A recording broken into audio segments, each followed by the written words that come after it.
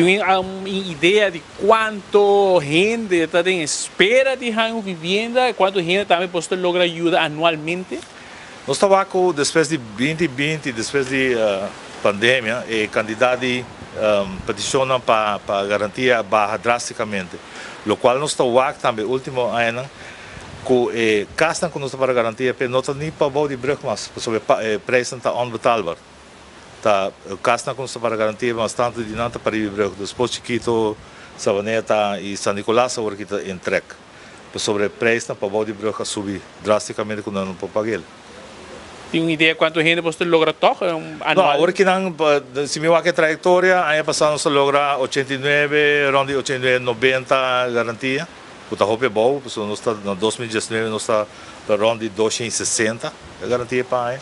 Então se é challenge. O que te quiere el reto aquí? Dice precio, pero también quizás algo de ver con el poder de compra o solvabilidad de cada persona financieramente? Não, me não te querer estar poder de compra, é simplesmente o preço que quer subir, já está virando impagável.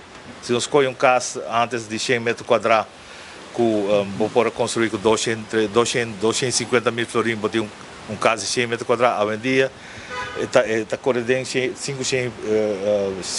e pico florins. Para aqui, como sobre o terreno, não é eigendom bijvoorbeeld a subir, tem agora que não é eigendomsgrond, de verkaveringsplan, riba 600 florins para vierkante meter. Dus se você para de 400 metros quadrados para trazer casa de 100 metros quadrados, nós estamos para de 240 mil na terreno só. Tendo em conta que o bom preço não, o preço de construção está arriba 3 mil, se você 3 mil meses para vierkante meter, casa de 100 metros está 300 mil. Junto nós estamos pagando de 540 mil para botar casa de 100 metros de terreno eigendom de 400 metros quadrados. Dus, mesmo assim, algo que preço Sube, lo cual está grado que você dura ajuda, está algo?